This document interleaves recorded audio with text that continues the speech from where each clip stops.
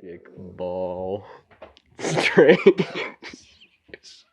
Hey, welcome back. Hey.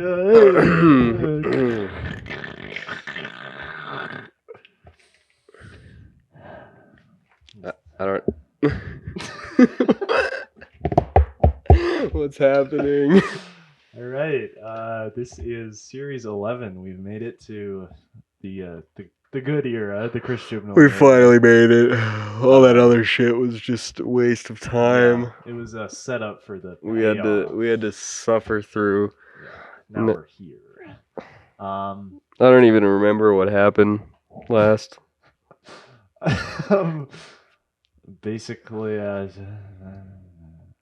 So the doctor doesn't even show up in her first episode until like a third of the way through. It's a good like half or 2/3 through, yeah. So, and I mean, usually the doctor's pretty absent in their first at least in the case of like, well, really that's only the case of Tenets. Yeah, he's just kind of asleep. Yeah, so I guess that's been done before, but yeah. So basically, this season starts with the woman who fell to Earth.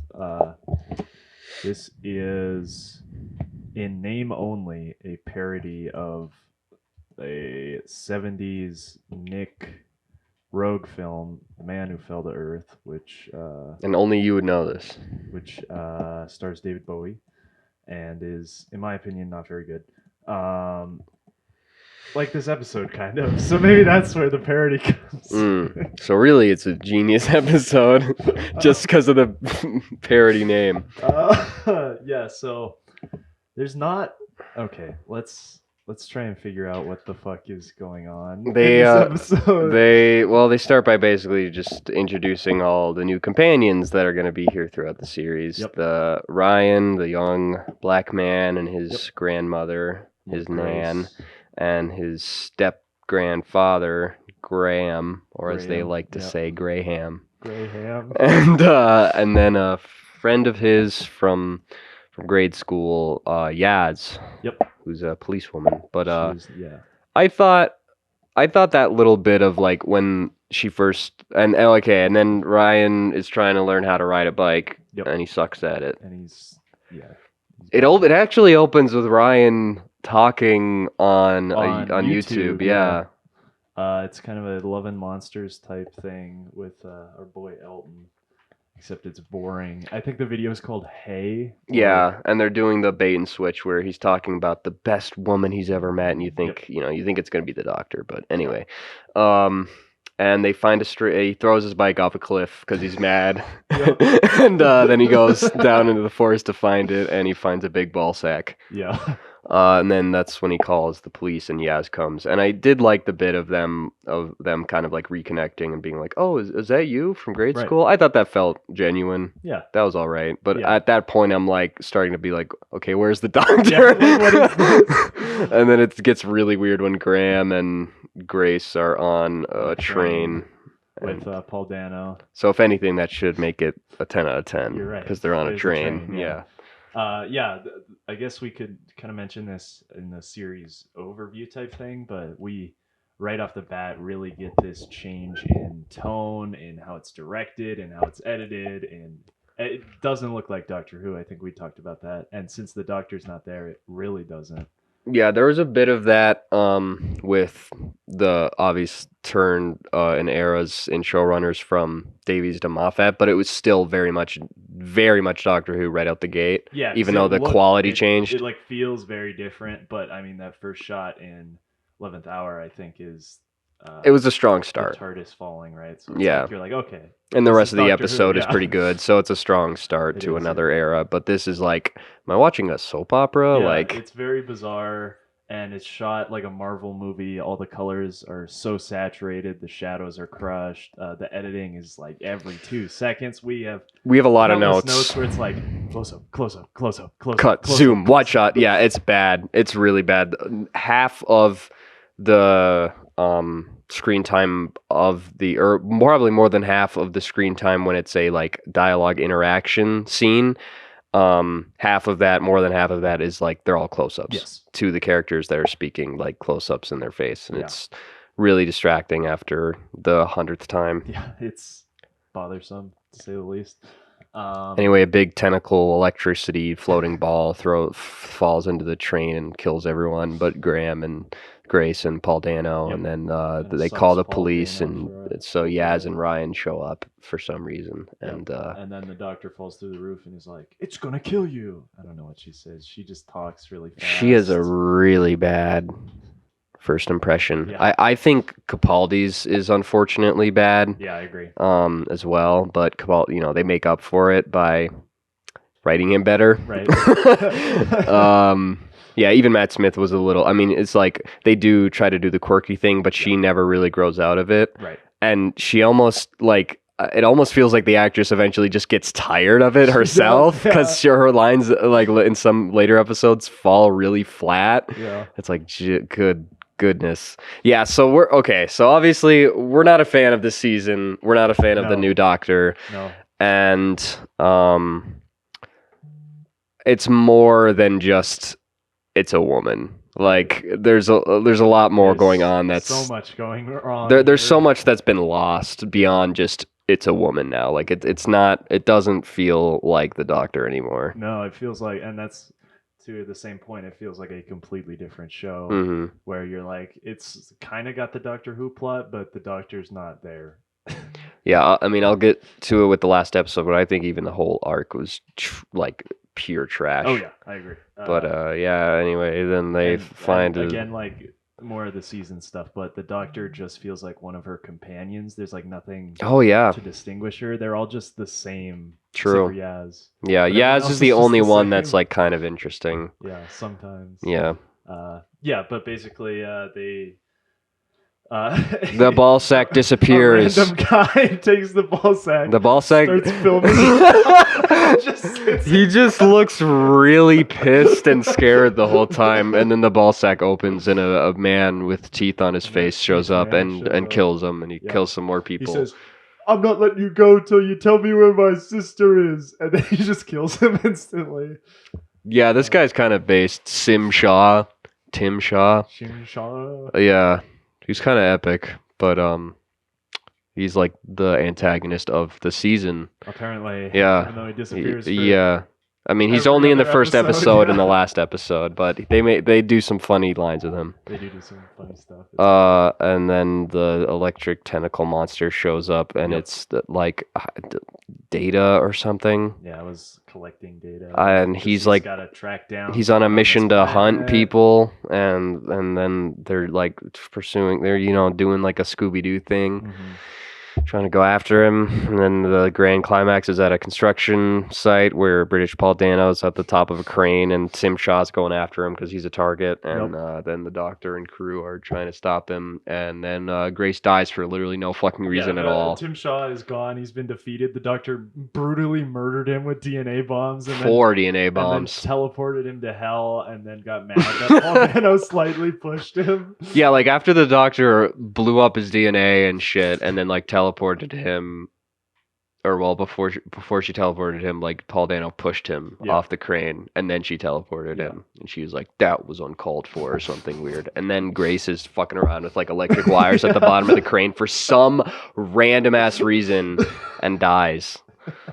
And so that's like a persistent theme throughout the rest of the season to get you to care and sympathize with like Ryan and Graham that they lost someone they loved. But it's they like try to kind of build up this idea of loss through a couple of episodes. But I don't really care because we had just met Grace, right? And she seemingly died for no reason. We still don't know what she was doing. She was like trying to kill the data thing, I think, but it was about to go away anyways. So she just electrocuted her. She's like, I'm gonna kill myself. I've had enough. Yeah, probably. And then, it ends with the Doctor like, oh, well, hold on. There's this weird-ass sequence, like 3/4 through this episode, where we get like this goofy-ass pop song, and the Doctor just makes a sonic screwdriver, and she's like, like crafting things. She's got glasses on, and it's so bizarre. Yeah, they're in like a mechanic shop or something. And that'll give her tool that she gets to dramatically whip out every episode. This one really relies on the Sonic a lot. Like even at times where it's like, why? I really commend them for how little they had Capaldi use Sonic in the last season, and then they even then they expanded upon it by having him use it in the Sonic glasses in a situation where it makes perfect sense because he had gone blind. Yeah. So, but man. Yeah, they love it in this season though. And then this ends with her. Yeah, because she doesn't know where her TARDIS is yet. Yeah. So she's doing some weird sci-fi bullshit to teleport her to the location of her TARDIS. Yeah, she's got like a microwave. She like literally built a teleporter, and then they're all there to say goodbye to her, and she messes it up, and they all get teleported into space. Yep, into the void of space. That's kind of our cliffhanger. That was probably the only. Yeah, it's like the only visually interesting thing the whole episode. Yeah. I don't have a lot else to say. We'll probably just read again. We both have notes now, so it's even worse, and we're incomprehensible. This is a good opener. I'm Jody Whittaker, and this is Jackass. We're the two dislikes on Ryan's video. Oh, that's us. That's us. Paul Dano.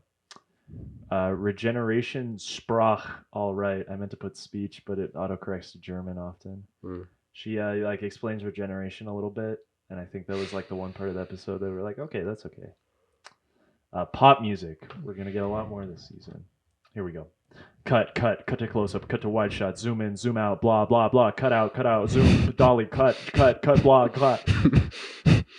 Paul Dano into good part of the episode. I don't know what that means. And then I have Chris Chinal chest bursted. Oh God. They're gonna be so many comments. Yeah. I got handheld. Yep. And my wife is mating at karaoke, if that's what you mean. No, I will not explain. I gave it a 2. I also gave this one a 2. I don't think it's quite bad enough to be a 1, but like a lot of this season, it's just so uninteresting and nothing that you're like, it's not really a 1 because I'm not like super bored. I'm not motivated enough to hate it or like to hate it that much. It's just like not good. And then picking up from our cliffhanger there, we get the second episode of the season, which I'm sure Chris Chibnall thought the title was so fucking cool and clever. It is. What do you mean? This is the Ghost Monument. So this opening is incredibly spastic. Yes. And this is one case where I'd argue it does kind of make sense because you're picking up off a like really jarring cliffhanger and you're trying to catch up with the cast, and they've been picked up by 2 different spaceships, 2 different like wandering, marauders or whatever, and they're like crashing into a planet or something. Yep. So I would argue that it does, like the quick cuts and the craziness would add to this, but only in a scenario like this. Yes. If it weren't for all of the just spastic cutting just in a basic like dialogue expo dump, then I wouldn't mind this, but because of all the retarded editing and the rest of that's pervasive through the rest of the series, it still bothers me. Yeah, I agree. I do think it worked more because the scene, like you said, is so much high energy, and we gotta get, and they're running out of oxygen. Because Davies and Moffat both did stuff like this, but only in those moments. Yeah. When they needed to slow it down, they really slowed it down. Yeah, they definitely did. So they land on this planet called like Desolation or something. I don't know. Who cares? But it's been moved, and now they're competing in a amazing race to get money with these people, and they're trying to find something called the Ghost Monument, and it's the Shardis, and and they're in the desert, and then they're on a lake with poison microbes. Yeah, like everything on the planet's supposed to be able to kill you. Yeah. And then they run into some death robots, and Ryan goes, "It's like Call of Duty!" And then he shoots them all. Yeah, then he actually shoots them all, but they like get back up or whatever. And then they're in a thing where scientists were trying to make this, and then they go outside and it's like living cloth, and the cloth says something cryptic to the doctor. Then they blow it up. We still never got We still never got our resolution on that. No, we didn't. They said something about like the time child. Yeah, They called her the time child, and she's like, "What? What?" And then they run away. Yeah, and then they blow it up, and then they make it to the TARDIS, then the people are like, "We're the two winners. This is the Hunger Games," and the guy's like, "Mrr," and they disappear, and then the Shardist shows up, and then they walk in, and it's the most disgusting looking thing I've ever seen. It's not good. It's literally a cave. It is. So it's a cave. It's really dark, and then it's only lit up around the console, and the console has these weird prodding like stalactite cave like structures, and even like the main pillar that goes up and down, like a stalactite crystal, which sounds cool in theory, but it ended up looking bad. Yeah, and it's not helped by the fact that this is so saturated that it just looks, I don't know, I just hate it. I hate it. Not a fan. That's kind of this episode, though. Do you have anything to add? No, I really don't. It felt like there was almost something they were trying to reach for when they get to this weird research lab where like this planet was destroyed because they employed the scientists. Right. They talk about they were fighting the Stenza, which is Tim Shaw. This is like the one other time He's like a race of meanies, which is kind of racist, but okay. Hello, racist Jack. And they acknowledge this in the episode later, how an entire species isn't just boiled down to one thing, one trait, but then they still do it with this guy. Yeah, exactly. Here's my notes. Is that Captain Marvel, Dune, and Close-Ups? I got Planet of the Dead and Mine 2. I really remember that. No, I will not explain. This is a 2 out of 10. This is another 2 out of 10. Yeah. Up next, we got our intro. We got our future episode. Let's get a past historical episode going. Lord. So, please, this is Rosa. Basically, they're trying to get back to Sheffield, and the Shardist is taking a detour because the TARDIS needs them to fight racism. Yeah, exactly. So they land in Montgomery during the right before the bus boycotts. Mm-hmm. Well, I think some of them are still even kind of going on. Yeah, this is before the event. Yeah, exactly. And literally nothing happens. So there's the driving force of this episode is that there's a time traveling antagonist. He uses the traveling racist, or something like that. I literally still don't get his motivations, but for some reason he needs Rosa Parks to not embolden the protests. So that was it, pretty much. They rehash the old what is it called? The way that Jack Harkness used to time travel. Vortex. Yeah, that. Yeah. So, anyways, but this episode is really just one big shitty piece of propaganda.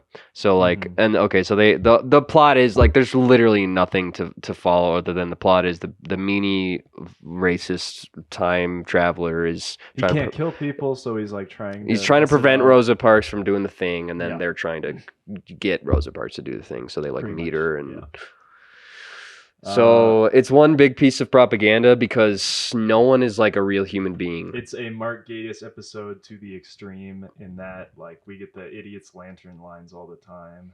So it's not even the fact that all the white people are obviously over the top racist evil people. Yeah. But it's even their idols, Rosa Parks, and then they even have an MLK bit in there. Yeah, he's there for a little bit.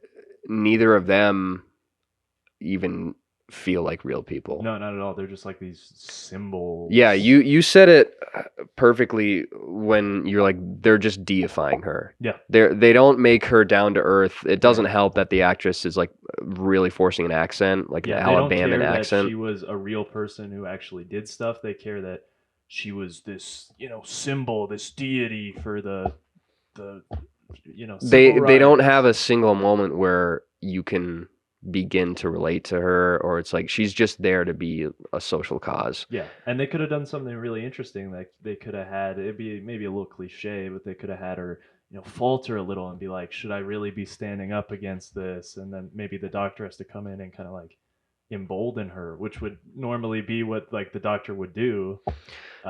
Yeah, and it's even further exacerbated by every time she's on screen, they play these really self-indulgent, like patriotic horns. Yeah. It's like it's the Incredibles theme. Yeah.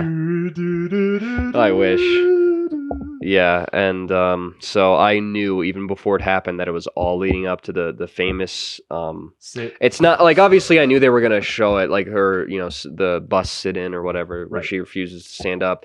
It's the fact that I knew exactly how they were going to edit it, where they play the horns and they have her slow-mo sit down, and then they play they play Rise Up by I forget the name of the artist, but they play the and we'll rise up like as soon as she starts slow-mo sitting down, and it's like, oh, and this is the moment where I don't hate this episode because it's like, okay, maybe I'm just some like racist white guy, but I don't. That's what the BBC wants you to. Right, I'm just some racist white guy because I hate this episode, but I genuinely don't actually even see like black activists liking this either.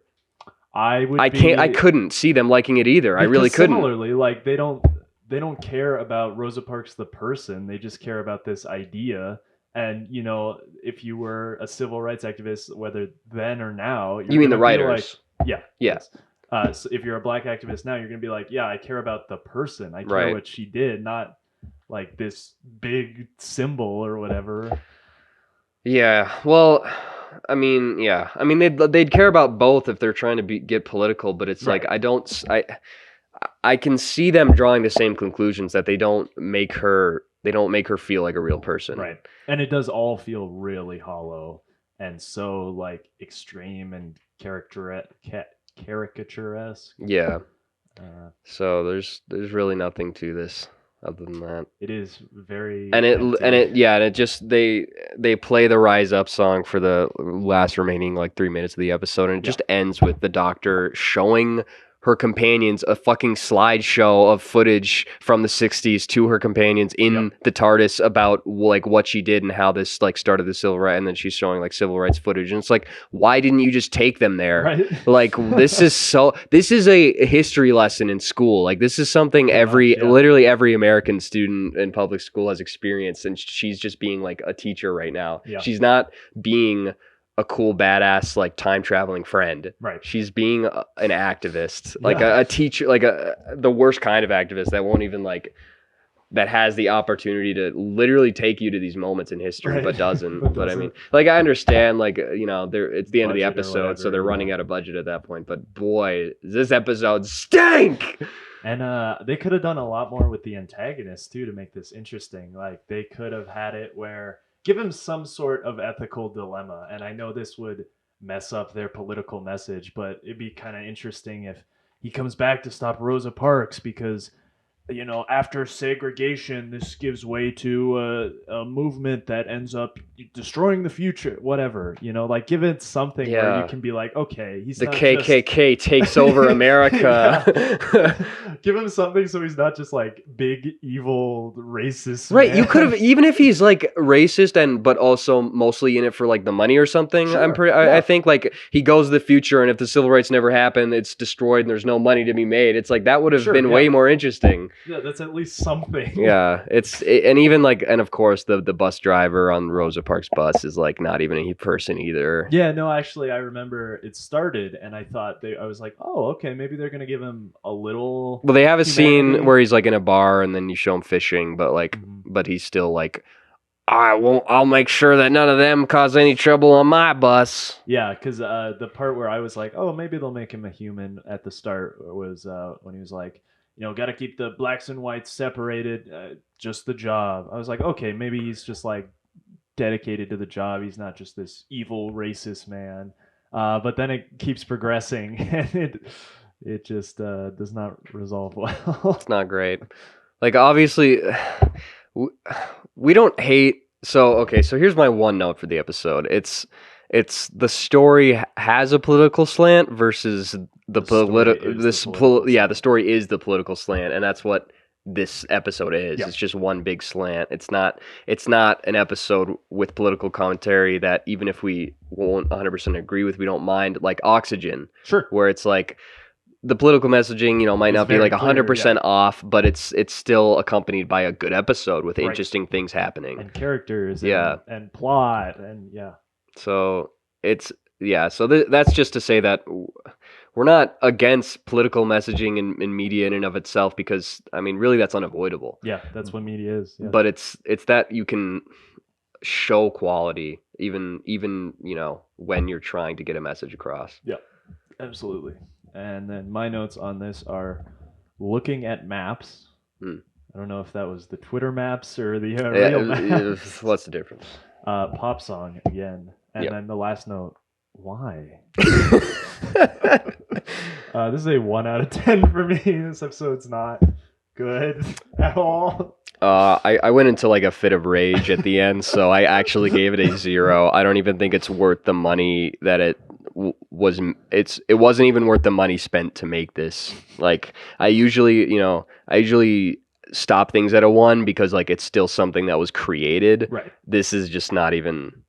This is nothing. This should just not exist. Yeah, and it's even worse when it's like the British take on this, and they are always so like high and mighty. And true. So, yeah, I don't know. It's not good. It's really not good. But then we get an actually good episode. Finally, right?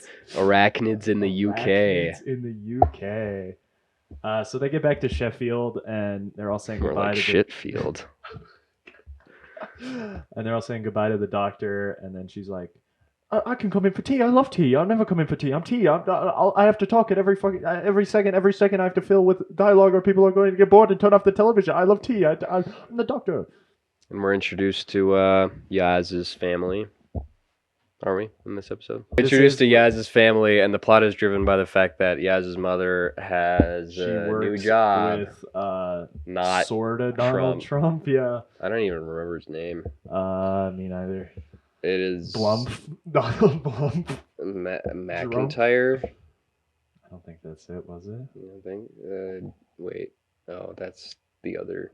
Never mind. Robertson. Yeah, Robertson. She's got a new job at Trump Tower. Robertson Tower. Robertson Tower. Yeah, and there's a lot of spider webs, so they like fire her or something. I don't know. And Yaz needs to pick her up, and they go, but for some reason the rest follow. Yeah, and then the doctor's like trying to help someone into their apartment, and their friend's been like sarcophagus cocooned by webs. It's quite disturbing. It is, yeah. And then a big spider shows up, and she like bargains with it, and they leave or something. Yeah, straight up, the spider just fucking listened to her. That was weird. So these are not like the spiders in the rest of the series, like in the previous eras, right? Where it's like a alien spider. These are just straight up spiders. And I will say that the CGI does look not bad. That's like the only thing that this new era has going for it is the effects are all really good, as you'd expect, but just that doesn't excuse like the lack of quality and everything else. Right. Yeah. So they go to Robertson Tower. Go to Trump Tower, and there's spiders. There are spiders. And then they just kind of run around a bunch. And there's a abandoned coal mine in the bottom of Robertson Tower, and a coal mine that they were dumping industrial waste in, and the spider corpses from some place made them radioactive. Yep. And now that's why they were big, because spiders never stop growing, I guess. Apparently, yeah. And and I don't know, capitalism evil or something. Who knows? Maybe not even really. It's like Trump bad, but at the same time, they literally reference Trump in the episode. They're like, we know you've hated Trump for years, like to Robertson, and he's like planning on running because I hate Donald Trump. Yeah, or it's whatever. bizarre. So it's like, is this even a critique of Trump? Yeah, you're like, what is this? I get because you pointed out that they would kind of have to reference him at that point because they have already. Have in the past, They've already like shown him. Yeah, remember Peter Capaldi had the line where he's like, orange. It's inevitable, like iPhones and Trump. And then Bill said he's orange. The president? The president, he's orange.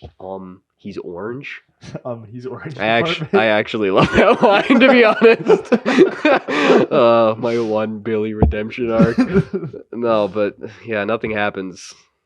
Trump shoots a giant spider, and he's like, and the doctor's like, guns, and then he's like, it was a mercy kill. Right, and I think I have this kind of maybe in a couple of other notes, but like when Chris Chibnall writes it, it's like the doctor has no depth. The doctor is like, I hate guns. Guns bad. Don't pick up the gun. Ryan, why would you shoot a robot with that gun? You can't use gun. Gun bad. But you can use explosives later. Yeah, and then like when anyone else writes it, like Davey Zero or something, it'd be like, it's not really like the gun that's bad. Yeah, the only one time that they kind of made it a little like on the head or on the nose a little. They made it a bit much was the doctor's daughter. Yeah, episode. He's like, I hate guns or whatever he says. Yeah, but it's still. It's more like in that moment. It's less of a like. That's my character. I like though, like I would never line. I know you don't like it because you're like guns, but this is proven to be much worse. Oh, absolutely, yeah. Yeah, I don't know. I'm surprised. I'm only surprised the fact that they didn't kill the Trump guy. Yeah, I am too. So actually, the theme, I guess, as it were, in this is more just like kind of an environmental take, I guess. Yeah, like I think it's more like that. Yeah, like property, like property, like capital investment, or property investment, but like and then abusing the environment through that or something. It's weird. I don't know. Yeah, it gets a little mixed. He's a little over the top as you'd expect, but I kind of like him. He's a little goofy. Him, yeah. I enjoyed him. I think that was where almost all my enjoyment from the episode came from, when he like, because he's like, Kevin, come in here, there's a giant spider. He like throws his bodyguard into the spider, and then later in the basement he's like, I have guns everywhere in here, we could have 2 guns apiece. Yeah. Well, he's like, what kind of people are you? When there's giant spiders, you shoot them. Like, good. I like him. I liked him. Yeah.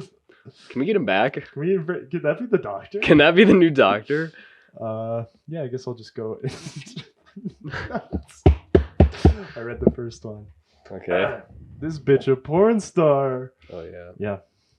Imagine if one of those pussies watched this, they'd be like, "Yeah, how you doing?" Pop song. Yep. Except it's like it's a UK rap. It's really not good. We're like rappers in the UK. You got any notes on this? Yeah, I got Blonald Blormp, Donald Glumph, Ronald Frump. I forgot what I was gonna say. I had one more thing to say. I don't remember. Who cares? Yeah, who cares? This is a 3 out of 10 for me. I like it more-ish. Oh yeah, we went on like a weird, as we did with Electric Eels, like 2 seasons ago. Now we went into looking into spider anatomy. Yep. Apparently they have like lung ducts. They have like lungs that the air like passes by and it absorbs, but they don't have a diaphragm, so they don't like breathe. It like passes over. Because I'm fascinated with like the organ system of like creatures with exoskeletons. Yeah. So it's like, how do their organs work? It's so microscopic. It's like, do they have veins? Do they have blood? They're just filled with goop as far as I'm concerned. They're not real. True. We have no proof. Have you ever seen a spider? And we were like, we like spiders, but I mean, I feel like the reason most people find them creepy is because there's kind of like an instinctual jarring aspect to their movement. Yeah, to the way they move. And like the whole 8 legs thing takes up like most of their diameter. Right. Yeah. So it's like spiders are cool, but spiders. I still definitely am not like a huge fan. I'll probably kill one if it's in my house, but I'm not gonna like have a fit over it. Yeah. Anyway. I like them. Anyways, This is way better than just talking about this season, so forgive me. Would you give this one a 3? Yeah, I give it a 3. Nice. Up next, Chris Chibnall is just the king of naming episodes with the Tsuranga Conundrum. The Tsuranga Conundrum. You read my note, my one note. You want to just start us off with that? Okay, so the doctor brings them to an alien junkyard to look for a piece for her TARDIS because she's a woman, and then she gets them fucking blown up by a mine. Yep, and they get picked up by a hospital, a spaceship hospital, transport hospital, which is actually kind of a cool setting. It's an interesting idea. And you're introduced to like the other 4 people on the tour, I guess they call it, because they go around the galaxy looking for injured people. And then a what is it called? A Pating. Pating shows up, which is this original alien, which is kind of interesting. Like it feeds off of like mechanical parts and just wreaks havoc, and it's like indestructible almost. It's kind of like a gremlin. Yeah. And he's a little green man, and I like little green men for aliens. Wasn't he white? He was green. Am I insane? Yes, you fool. He was a little green man with butt cheeks. He kind of looked like a baby creature. It's not green at all. What? Oh, he was pink. Yeah. I guess I thought because of the lighting. Yeah, my bad. Anyway, that is an idiot. He looks like he should be green. If he were green, he would be. Oh, thank goodness! There's a Funko Pop of this. Oh. Let's freaking. We're buying 12. We're buying 12 Pating Funko Pops after this. As soon as this is over. Anyway, and he wreaks havoc and he kills people and they save them. That's it. Yeah, the first like fourth or half of this is pretty decent. It's a good setup. We get some good interactions. We get Ass Toss. Yeah, we get this character Ass Toss who's like the veteran.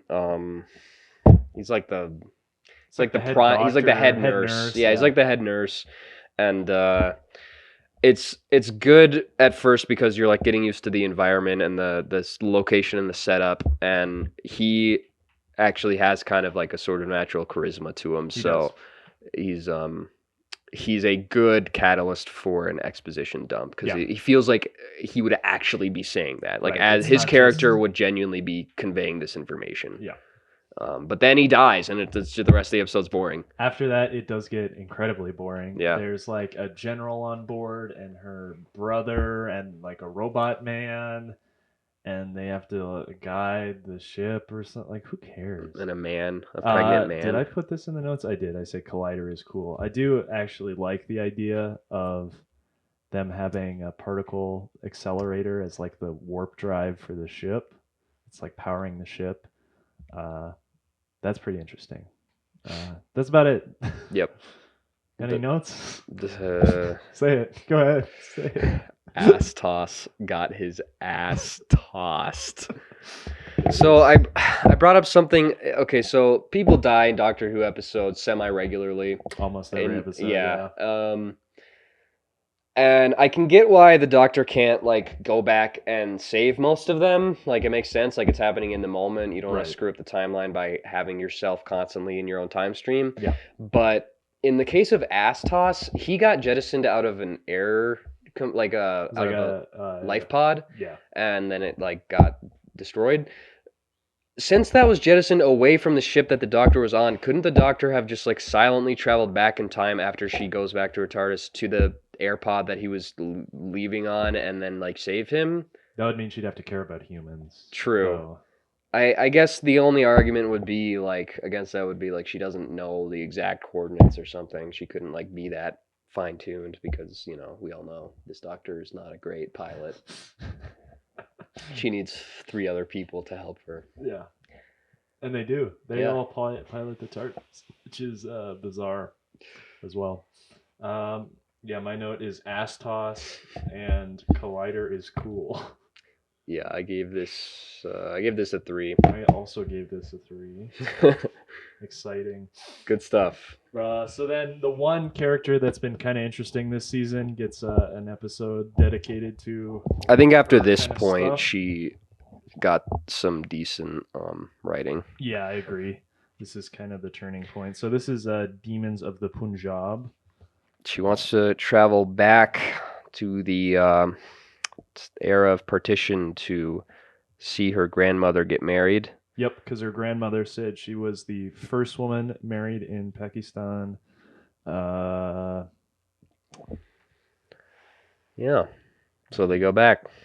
They go back. And there's, of course, a spooky sci-fi thing happening in the local forest. Yeah, basically, so her grandma, her nana or whatever, has this watch, and she's like, "I'll tell you this story one day. Your grandpa gave this to me."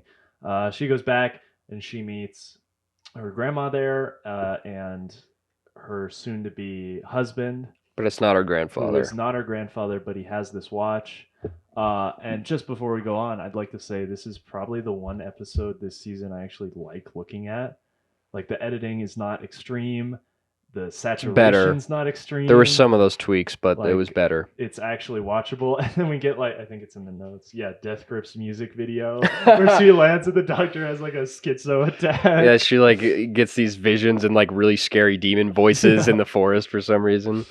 Yeah, so basically they go there, and like I said, these two are getting married. It's the eve of partition, and the brother of Yaz's grandmother's husband is. Let me help you out. He's a Muslim, right? And they're Hindu. Okay. The group arrives in Punjab, August 1947. Yaz is shocked to learn that Umbreen, her grandmother, will marry a Hindu man, Prem. Yeah. And then his brother is Muslim. Yeah, Prem's brother is Muslim. Yeah. And so the holy man that was meant to marry them, a Hindu and a Muslim, gets killed. Yeah. And then it's at the hands of these two interesting, weird looking, like bat vampire like looking. They kind of remind me of the Jadoon with like their helmets on almost, but they're a little more like thin. You get to see them with their helmets off. You do, and it's like the interesting like bat like alien. They're good looking. It's a good practical. Yeah, it's a good practical costume setup, and it turns out that they're not actually nefarious. They're not the ones responsible. They're there to witness. Yep. Basically, they were this kind of. Or most of them were this kind of assassin race. Yeah, and the doctor was like racist towards them for it. Super racist. And basically, while they were out doing they were all out doing jobs or whatever, their homeworld got destroyed by something. So they kind of, a lot of them, it sounds like, switched over to being these witnesses that. I thought these two were the last ones. Maybe they were. I'm not sure. I guess if they're like a... No, you're right, they were, because they had like all that was left of their race and homeworld was like the goo stuff. Yeah, and they're there to kind of like witness the passing of kind of like the unknown, like fallen soldier almost, or not always soldiers, but yeah, just kind of the... And to witness like... They're there to witness things that people won't see. So like when people die in partition here, that's why they're here. There's going to be millions would die. A lot of violence, and no one's going to really care later on. So it's a really interesting concept. Leave it to something not written by... Yeah, for real. Yeah. So that was good. So there's not actually like an alien threat in this one. It's a human threat. Exactly, because Prem's brother goes full radical schizo mode, and he was the guy who killed the holy man because he didn't want a Muslim to marry a Hindu. He's like listening to the radio to his like extreme. Being radicalized, podcast. Yeah, and then he's like, I can't wait for partition. Yeah. For real, and he brings some of his raiders, his horsemen. Yep, his Malaks, some might say. And they kill Prem and her Yaz's grandmother, and then flee. And it's like really sad. It is. It's brutal, yeah. And I thought Prem's performance was interesting. I didn't think it was bad. I thought it was really interesting because he actually has just a really stoic expression for most of his performance. He does, yeah. But it really comes out more in his voice. but the the expression isn't there as much. But then it kind of works because he's a veteran. Yep. From what, like the British India. yeah, War, yeah, and probably like, I don't know. so he's seen some shit, so it kind of works. But yeah, and then Yaz goes back to her grandmother, and her grandmother's like, "Do you want me to finally tell you about the watch? Because it was Prem's." Like, no, I'm good. She's like, "No, I know now." So it's kind of like almost like a Father's Day for Yaz, but it's not like the timeline gets messed up. Right. It's just like she wanted to go see her family's history, and then it's like bad things happen. Yeah, and the one thing that I think really brings this episode down for me is the doctor. For sure. Always. Because every time she shows up, like the whole story just slows. She's got this scene where she's set up this weird chemistry set. She's like, "Oh, so I'm doing science. Science is cool. I love science." Oh, she sucks, man. You're so right. Because like I'm thinking back, and this episode's decent, but then I'm thinking of every scene she's in, and it's like she just brings it down. The only good scene with her in this is when she realizes she was wrong about the aliens. And she's like, "Oh, I'm good." Yeah. Yeah. Yeah, I guess I'll probably just go to the notes here then. Death Grip's music video. Guns are suddenly not bad. Chim Mall did not write this episode. And the last note, of course, I'm gonna partition Yaz's cheeks. Oh man. Yeah. Your notes, sir? Your notes? I put, is that Gandhi? Because Prem's brother kind of looks like a young Gandhi. This is a surprising 6 out of 10 for me. Ooh. I actually enjoyed this episode a lot. I would have more if the doctor wasn't there. Mm-hmm. But yeah, it was a really nice change of pace from the slog that it had been. I have a 4 out of 10 here, but I'm willing to look back and put it at a 5 probably. Yeah, that's fair. Anyways, back to Chibnall. Back to hell. Chibnall's back. On my notes here, this is not called... Oh, actually, it's not. It's Pete McTeague. McTeague, yeah, that's right. On my notes here, I don't have this titled Kerblam. I have it titled Carl Am. So this is, I called it right off the bat, an Amazon episode. But it's so weird. So they don't end up they don't end up like, it's not, well, okay, so it's a bit of a, I'm having a breakdown. I don't know. It's sort of a criticism of Amazon, because like it is like, oh, the workers are so treated so poorly here. Right. It starts as a criticism of Amazon, then at the end they side with the big corporation Amazon, because one of the employees plans to like use bombs in all the packages. Yeah. That's the plot. Yeah. It's just a big lead up to them figuring that out, and it sucks. Yeah. It's boring. It's so bad. The editing, this is probably one of the worst episodes for the editing, because most of it is dialogue. Yeah. And they just can't sit still with the camera. I would say this or Witchfinders probably has the worst editing. Okay. I was a bit... Yeah, I didn't notice it as much in Witchfinders because I liked the character. Anyway. Yeah, that's it pretty much. There's like, he's got a love interest and the robots kill her. That's the episode. Because the robots are part of the system, but the system was actually trying to like save itself and get help from the doctor. Else, and actually there is a good part at the end. Yaz ends up working the aisles with this guy who's like working to pay for his daughter's college, and he gets got. And then at the end, she has like his dad necklace, and it's like, "Doctor, can we go take this to her daughter or whatever?" And that's pretty good. Again, like she's like the only good part of. Yeah. Oh yeah, she gets really. Does she cry in that moment? Yeah. So I remember now because I was just so like caught up in the bad shit. Like that was the only moment of like intrigue in at least a character's performance in that episode. And because I think that's when I mentioned I saw Yaz like expressing this deep emotion. I'm like, this looks genuine. Right. So it's like, so Yaz I think is probably the best actor here of this cast. For sure. And can actually do her job. Yeah.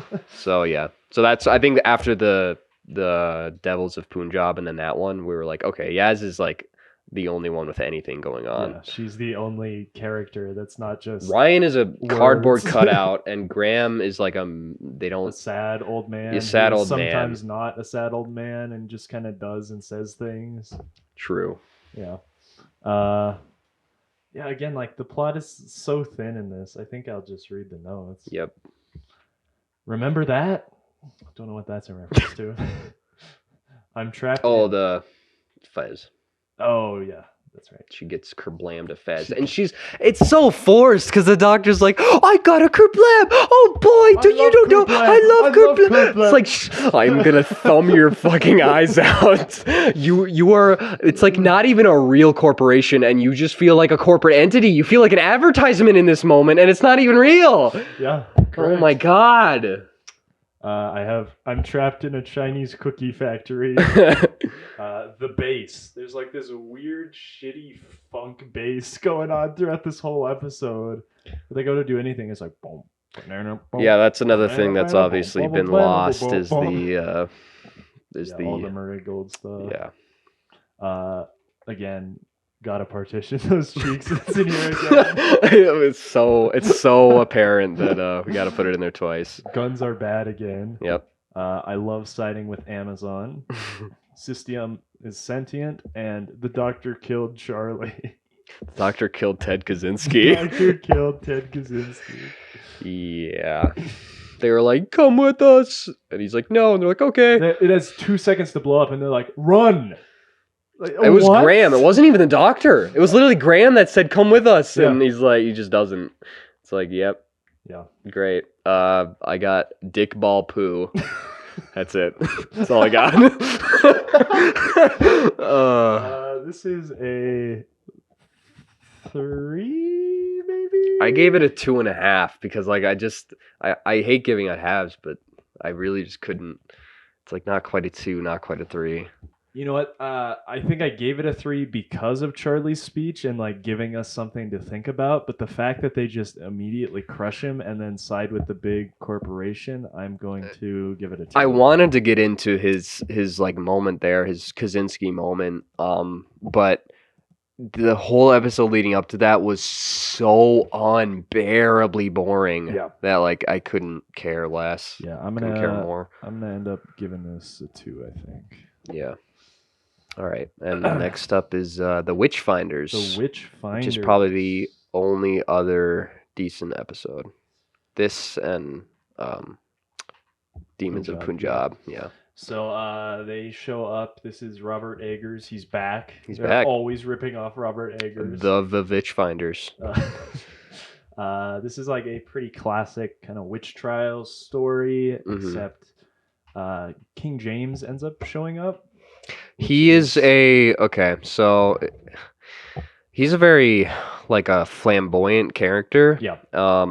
And some people might think that they're trying to go with like maybe a homosexual angle, but I actually don't think that because I think some of the only characters in media, especially like in theater and then in film, are allowed to get away with being very like flamboyant and bombastic and not necessarily be gay would be like noble like noble class characters. So I actually don't think his sort of his flamboyant nature and his like over the top line reads sometimes. His line reads are great. Yeah, I don't think that's necessarily meant to be like King James was secretly gay. Like I think it was just kind of a interesting take on the character by the actor. Well, all I'm saying is he does like go after Ryan pretty hard. And he is played by Alan Cumming. Alan Cumming. Okay, true. Case closed. Cumming, kind of sus. Kind of sus. No, but well, with that, I mean, you could argue it's like an exotic person in the court, or whatever. It's that, and I think what it was more actually was it was more so because the Doctor is, as always, absent, and when she's not absent, she fucking sucks in this episode. I think it was more of they needed a character for King James to like latch onto so that we could get a little bit of development from the two of them. Yeah, that's fair. And I think Ryan was just who they chose. Yeah. And I liked it. So this is the only reason I think this episode's decent, honestly, is because of King James. Well, actually, yeah, and this is maybe one of the few times we get something good from the Doctor between her and King James. That too. This is probably they of course end up thinking she's a witch. Yeah, this is probably her best moment in this season. Yeah, I think so too. Is when she talks to King James and kind of tells him she knows that like her is mother. Whatever. Okay, so basically the interaction was like she's restrained and he's there and he thinks she's a witch, and he's I guess his reign is kind of being summarized as the kind of like Christian nationalistic sort of reign where he's like on a quest for truth about good and evil. Yeah. And I mean he's the King James the King James that ends up publishing, the King James Bible. Right. The new King James Bible. Yep. And so he's sort of having this back and forth with the Doctor that this is why I like the character too, is they don't make him like, even though, by today's standards, it's like he's awful, he killed innocent women or whatever. Right. They still make him a conflicting character. Oh yeah, he's not just like mustache twirling evil villain. Man. No, yeah. He's like he in one of those moments where he's talking to Ryan before this, he like opens up about all the trauma he's faced, like his father being murdered or his mother, I forget. But anyway, yeah, just the complicated family drama and deaths that you'd expect from a monarch of the United Kingdom. Yeah, but at the end of that, he's like, that felt good, and then he just leaves. Yeah, it's kind of funny. And then he's talking to the Doctor, and she's like, I can, show you real, truth in the universe or whatever. I mean, of course, that doesn't go anywhere, but yeah. But it was an interesting back and forth for once. Yeah, and I think we both had said this. We actually were really enjoying this episode, like 5 or 6 territory, probably, until the lady turns into this tree monster alien. This is like the last third or something. The Morax. And then it just becomes so like boring and stupid. It becomes just kind of shitty sci-fi. Yeah. When before that it was kind of interesting. Yeah. I don't have a whole lot else to say. Yeah, I don't know. Is good in this again? Not like amazing. Really? I don't really remember her all that well. Else, yeah. I think they were trying to give like Ryan more of the limelight. And get some good stuff here as like the Witchfinders, as the Witchfinder General. Yeah, let's see. The editing. Oh God. The pacing, oh God. The questions, oh God. Oh yeah, it starts off rough. Like the first scene, they're at like a little festival, and it's just we were talking going nuts. They could have just like pulled back on a wide had a crane shot. But it's like cut. Yeah, cut, and I know if this was a previous era, they would have done the like holding crane shot, tracking them for like a while they're like a one take while they're going through the festival. But instead, it was like just immediately, like you can't have a shot that holds for longer than a half a second. Yeah, and the pace was insane in this opening bit. Everything is going so fast. Yeah, and it slows down a bit. It fixes it. Yeah. The words, oh God, oh please, oh no, you're not filling me. Those are all my notes. I got more like the bitch finders. Oh yeah, I scanned the dirt on your pants with a screwdriver. The Doctor literally just needs to scan everything with her fucking screwdriver. Like she scans up like a person at some point, just like a regular ass person. It's like it's not even an alien at some points. It's just a person. It's like, what are you doing? Yeah. It's just annoying. So, like, dramatic. And she would do that in times when they're like almost being killed too. Yeah. So it's like the last thing you see is her waving her sonic screwdriver in your face. Yeah, it's good. It's like the soy face, like her just fucking beaming away. And then I got the Doctor is flat, and I don't just mean her ass. That's good. So even though we get that good back and forth between her and King James, there's also like a couple times in it was after that point in the end when they're like taking out the sci-fi threat, and she delivers her lines that are supposed to be like exciting and like and combative. Energy and like, yeah, because they're like combating these monsters, but they're delivered so poorly. Yeah, she's like, "You'll never take this world." Yeah, they just don't sound good. It's like, was she tired? She's not getting enough coffee that day? Damn. This is a 4 out of 10 for me, I think. Yeah, I put it at a 4. The could have been a half 5. Is rough. Yeah. But I think there's enough there to enjoy that. It's like, it's worth a watch, I guess. Maybe. It's the only time that there's like some interesting dialogue and ideas going on there because it's written by Joy Wilkinson. Yeah. And then I wish this would happen to me. It Takes Me Away. It's just such a weird episode. I don't quite know how to feel about it, to be honest. So basically they show up in Norway in 2018 or something, whenever this. And the doctor does the really cutesy bit where she like eats the grass like more than once to like tell. And then she's also I know that there's like there's sheep here. This must be before the war between the sheep and the humans, and 4.5 billion years. I'm quirky, and it's like I know there's been a recurring bit where the doctor can like tell where he is just by the ground he walks on, but like they're like.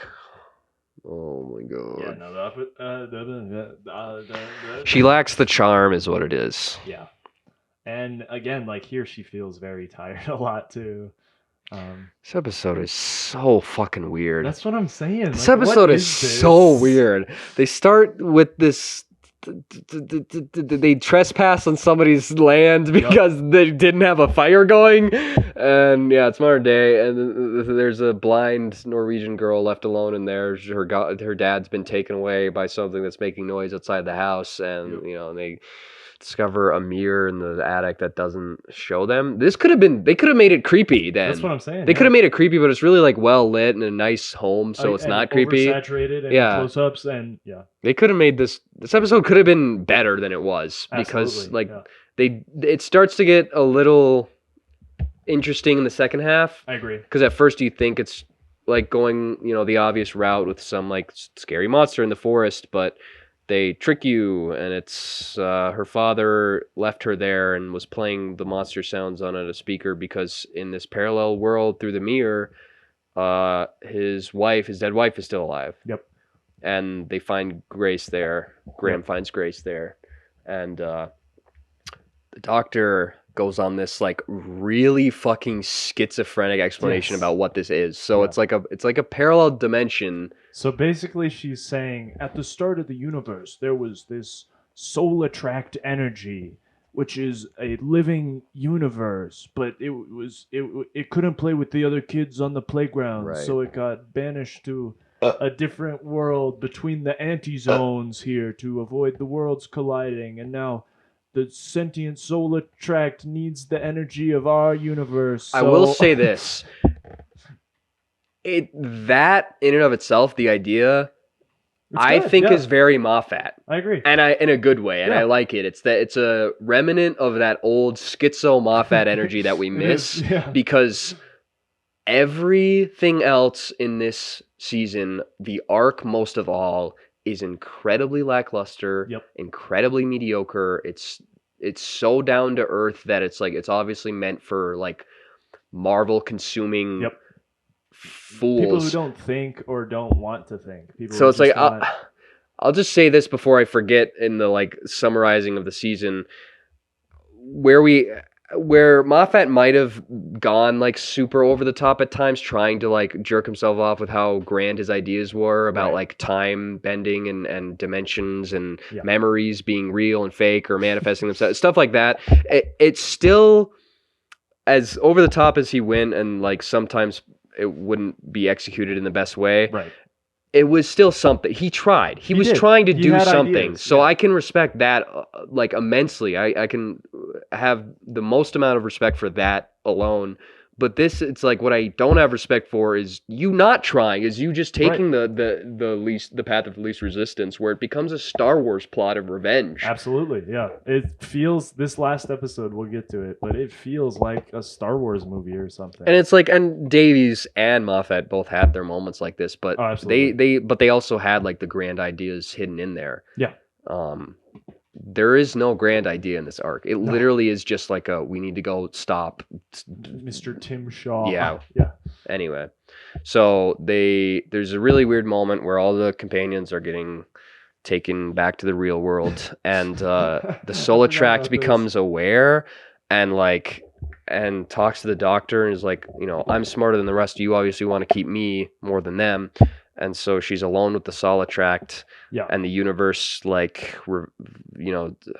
fucking degenerates itself into just like this otherworldly white room with a single frog on a chair. And with Grace's voice. With Grace's voice. And I will say I am really glad that it's a practical like toy puppet frog. It gives it so much charm. It comes out of nowhere. Yeah. It took me away. It takes me away. So the rest of the episode is pretty boring. Yeah. But this scene was so out of left field that it made me wish I had more. Right. Like it made me, it tapped into that idea. Interesting and good and just like weird, but it's really not. Yeah. So she talks to the Solitract.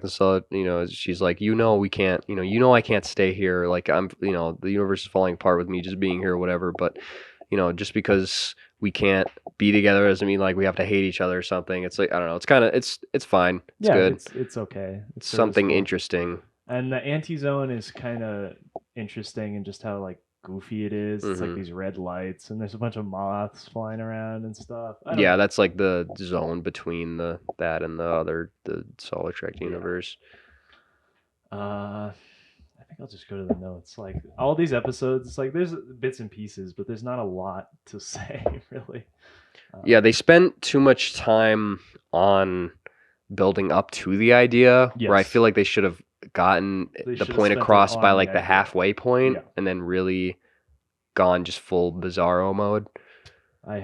They're all the same. I'm talking about the companions here and the doctor. Yeah, they're not the same. They're not great. Yeah. The episode's gonna take me away to bed. This universe is made of solid cock energy. And then frog. I liked the frog. I like the frog. More like shit takes you away. That's all. I gave it a 3. I gave this one a 2. Ooh. Would have been a 1 if the frog wasn't there. Whoa. Yeah, that's probably. I like the idea, but it almost just makes they me don't do mad enough with how it. poorly it is executed. They don't do enough with it. Now Chris Chibnall comes back to give us one of the best named episodes of the show, probably. This is what did you call it in your notes? We'll get to that. All right, the Battle of Ranskoor of Kolos is the name, and I call it the Battle of Rancid Ass Colon. Because that's what this episode is. Yeah, it's so bad. It's the arc that just like hits you with a fucking sledgehammer as soon as you get in because it comes out of nowhere. Yeah, because we start with Tim Shaw got teleported to the planet of the Uz. Is that what they're called? Ooks. And they're like universe engineers. Yeah, they're like gods almost. And there's only ever 2 of them at a time. Exactly. And they follow this religion that their creator's going to come and tell them what to do, essentially. And they think Tim Shaw is their creator. So he's going around putting like planets in these goofy plastic things that have fans in them. But this obviously doesn't get explained until like, as the episode is progressing. So it's boring. It is really boring. The episode... Basically, they... even the Ooks, like, that is an interesting idea, but just the opening of them, it's just like Airbender shit. It is. Where there's just a CGI sequence of him moving rocks. It's like, you could have done something way cooler. Right? You have the whole space-time to work with. You have, like, I don't know. It just could have been more visually, like... Because I saw that and I'm like, oh, it's just like they're like earthbenders. Yeah, cool. So basically, they get a distress call. They go to this ship. This guy can't remember. They give him a neurotransmitter. He starts to remember. The planet's like messing with your mind. Yeah. The whole for most of the episode, the doctor's like, "This planet is this planet. There's something wrong with this planet. We need to help this planet." It's weird. Yeah, I think the idea there was the Ooks are like manipulating the planet to make, I don't know, like to protect Tim Shaw or something. I don't know. Graham's like, "If I get the chance to kill him, I'm gonna do it." And she's like, "No, you're not." And he's like, "Okay." Like, shut the fuck up, bitch. Oh my, they were really. There's just nothing. Like, what do I? There's nothing. It's bad Star Wars. It's nothing. It's bad Star Wars, is what it is. Graham ends up not killing him and instead torturing him for eternity, as is the Doctor's the Doctor Who way. The yeah. Doctor's way. Yeah, there's like isopods on this ship, and they're like, "We're not gonna kill you, but we're gonna put you in this ISO chamber forever." It's like, wow, okay, that's so much better. So that's their arc. Yay, that's Graham's arc. Spilling strawberry sorbet all over the earth. What was it? What even like came of that? What was happening? Like the Earth was fine after that. I don't even. It's really bad. I'm just gonna read my notes. Like, there's nothing to say for this. It's just bad. This was the season finale. Like, there was nothing. There wasn't even any. The Doctor doesn't even like have a moment with them in the end. Yeah. There's literally nothing. There's nothing. Yeah. Weapon thing is broken now. I'm not really sure what that means. I have no idea. This is a good one. This is how I feel about Jodie Whittaker right here. Blah, blah, blah, blank. I love blank. Blankety, blank, blank, blank. Go, go, groan. Block, block, blinkety, block, block, blank. That's good. Yeah. Why don't they give him a cool name like the colon eradicator? I like that. And then DILF. I don't know what that refers to either. The colon eradicator. Yeah, I got the Battle of Rancid Ass Colon, Gray Ham, and Good. Yeah, when they encounter Tim Shaw and they've got their guns on him or whatever, Graham's like, "My wife died because..." My wife. He's like good. It was based. It was epic. This is an easy 1 out of 10. Yeah, in my notes here, I have it 1 out of 20. Damn. So true. Resolution is next. This is the New Year's Eve episode, as the title suggests. This is a weird one. Oh, David's killed himself. Oh. Yeah, so basically the ancient peoples defeated... I hope I'm corrupting the audio. I hope it sounds awful. They defeated a Dalek back in 900 something, and they split him across the and he shows up on an archaeologist's tunnel wall, and it attaches itself to her back, and it's squid rape for the rest of the episode. So this is weird because I simultaneously really hate this episode and kind of like it. Yeah, it has like really goofy moments, which do make it like just stupid enough to be enjoyable, but then the rest is not so good. With like Ryan's dad comes back, because a part of Ryan's character was that his dad abandoned him, so he's mostly raised by his nan because his mom died, I think. And his dad shows up and is like, New Year's resolution, I want to be closer to you. Or he's really flat as well. Yeah, he is. He doesn't feel like an estranged dad. No, he doesn't. I mean, because he is kind of distant, but like him and Ryan have a moment in a coffee shop or whatever, and it's like supposed to be meaningful, but it just kind of nothing. Yeah. This does prove that not even Chris Chibnall can ruin the Daleks, because that's the good part of this episode. It's just the Dalek doing shit. This is a recognizance Dalek or something, and it was showed up on Earth 400 years ago, and pee pee poo poo, and the pee pee poo poo man, yeah. This archaeologist girl it's possessed is hot, and also really fucking goofy and over the top with the Dalek possession, and it's good stuff. Yeah, Like, am I even gonna say anything? Should I just read my 2 notes? Is that it? Is that all we're doing for this? How does it end? The Dalek shows up to the Pentagon or something? Not the Pentagon. It shows up to the UK power thing to drain the power and send a signal to space.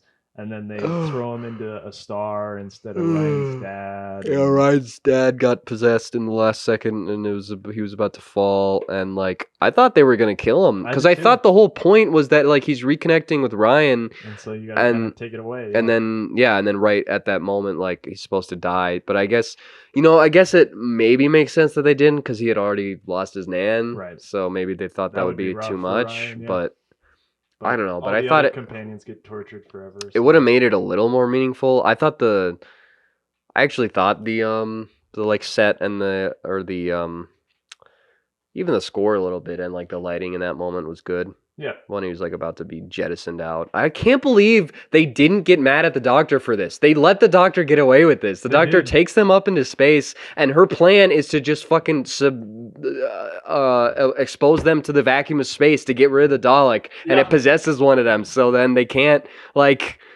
So then it's about a loved one is about to die. Right. So, it's the Doctor's fault. And they just don't even acknowledge it. No, of course not, because the Doctor can't be wrong. The Doctor never has flaws. The Doctor's never wrong.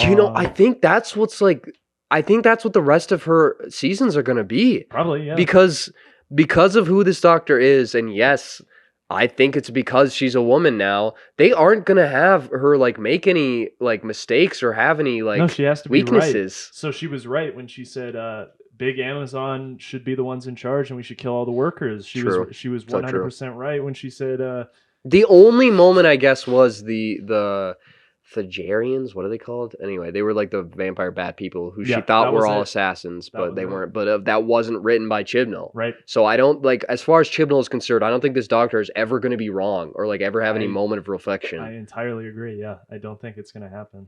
Yeah. At all. That's no good. That's scary. Yeah. Anyways, my 2 notes here are, yo, I Guten read this bitch an octopus. And can't stop thinking about the squid girl. Yeah, I got the squid rape scene goes hard because they play this like really hard fucking rock. They do, yeah, I forgot about that. Like they got the electric guitar and the drums going hard when like they show the possessed like girl. Every time they cut to her, it's like burn it. Did we even explain properly? We keep saying just possessed and raped by the squid, but like so the Dalek is not in its suit. The Dalek is just exposed. It's just the squid form, so it's like attached itself to her back. Anyway, I gave this a 2 out of 19. Apparently, I gave it a 1 because it was boring. It was boring, but I also kind of liked it. I don't know. It's a weird one. I mean, there were those moments, but it wasn't consistent. Like there were the dips whenever it wasn't happening. So let's talk Series 11 and Big Chris on board. Big Chris on the boat. Bad. I feel like, at least for me, I feel satisfied in the amount of like expressed my criticisms, like where I think it falls short, especially even this Doctor. Okay, I will get into this. Like one last bit of like analysis about why I think this Doctor falls short, and that it's not just because woman. Right. This Doctor, in terms of writing, in terms of the dialogue, and in terms of Jodie Whittaker's performance, all lack the weight behind the character of the Doctor. Yes. I don't think this iteration lives up to all the previous versions. All like this. You see this Doctor, and I don't feel the weight of the legacy of the Doctor's history. Like, I don't feel the legacy behind this Doctor like I do with all the previous 4. Right. With the previous 4, I think all of them, they all have their strengths and weaknesses, but I still think all of them command the room. They all have their own charm and charisma. They have the weight. I can feel the weight of the character. I can be convinced that this is a 2,000+ year old being. Right. But I do not feel it with Jodie Whittaker because she is so spastic and at the same time empty. Right, because it's such an interesting part of the Doctor, and you could like, you could be like, oh, this isn't true for Matt Smith. Matt Smith was all quirky or whatever. Like a big part of the Doctor is that they're this sullen, like war torn, and the quirkiness is meant to kind of cope with that. Right, exactly. They're not like this happy-go-lucky, quirky person. They're like this deeply lonely, sad, psychopath. Mm-hmm. And that's what you don't get from Jodie Whittaker. She is just the surface level of quirkiness, silly. I say things. I go on adventures, rather than the like deep character stuff of like, I've seen too much stuff, and now it's I want to die.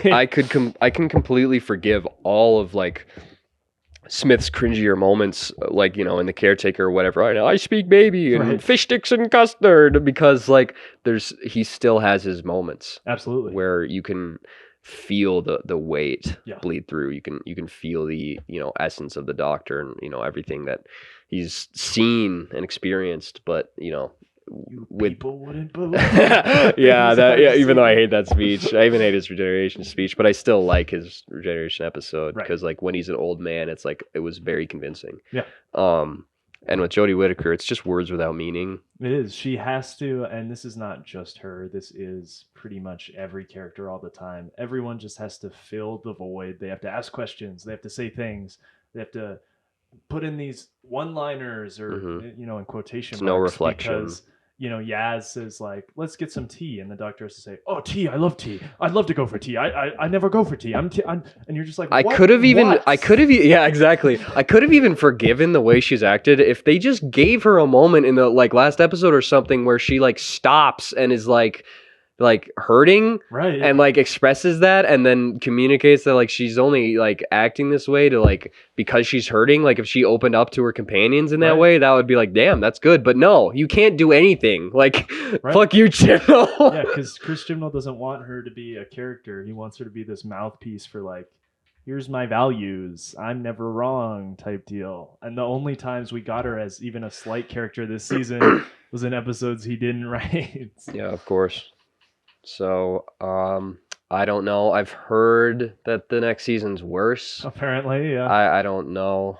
I'm just going into it just to see what happens. I'm not going into it expecting anything necessarily worse than this, but not necessarily better. I don't think it'll be worse. I think it just might get more extreme, kind of the flaws we see. Yeah. I think the quality will be the same. It'll just be more pronounced, the things that get on our nerves, I would guess. Yeah, so it seems like the three amigos she's got right now will be continuing on. Will be accompanying her further, which I don't hate. Maybe they'll do something. Maybe they'll be good, and the Doctor won't. Who knows? Yeah. Because even though Ryan and Graham are kind of nothing, maybe now that they've like completed their Grace arc, they can move on and do something else that's interesting. Something at all, yeah. And hopefully Yaz will at least continue to be the quality she's at, if not get better. Yeah, we can hope that she'll even get better. Yeah. Yeah, so average-wise, ranking-wise, this season comes out to a 2.5. Holy shit. So rough. Oh. I'm going to go ahead and give this season a 1 out of 10. Yeah, let's go. There's pretty much nothing good about this at all. Let me give you my episode ranking. Yeah. We've got Demons of the Punjab, the Witchfinders, Arachnids in the UK, the Tsuranga Conundrum. All right. It Takes You Away. Kerblam. Yep. Resolution. The Ghost Monument. The Woman Who Fell to Earth. The Battle of Rancid Ass Colon. And Rosa. Let's go. Yeah, I think I completely agree for once. For once, yeah. Well, okay. Almost. Yeah, well, I mean, I guess I don't really care. Tsuranga Conundrum and It Takes You Away are probably like about the same for me. Because the beginning of the Conundrum is decent, and then I like the very last scene of Or well, takes you away, the weird bizarre scene. So they're about the same for me. So yeah, I pretty much completely agree. Yeah, that's fair. Yeah, this series, it just feels really empty, and when it doesn't feel empty, it's just aggravating because it's so It's just in noise. your face. It's just noise. It is. It's Marvel white noise. Like even though they're trying to convey some like political messages at times, like very heavy-handedly, there's still nothing being said. Yeah, exactly. It's still very empty. In every other season, there's at least like a lot of there's a lot of angles, a lot of dimensions. There's a lot of like ideas being passed around from episode to episode. Yeah. And like the arc actually feels like it ties in and finishes things well in most seasons prior. Pretty much the majority of them. I would say probably all of them except for maybe 8, 6, and 9. Okay. I mean, was it 9? 8's arc is tied up. We hate how it's tied up. Oh, true. But, True. I mean, 9's the hybrid thing, and you're like, what? Yeah. It's kind of there. I'll give it to 9. Yeah. 9's there. 6 is the only one that I would be like, what? Yeah. So, and that's lacking here, and so there's just not a lot of, if any, substance at all. Yeah, there's just, it's so hard to say anything because it really is just nothing. It's just so indifferent, boring nothingness. It's a Marvel movie essentially. It's just mass appeal. It's easy. Yeah, there you go. I don't really have much else to say like this whole time. It's just, that's it. It's boring and bad.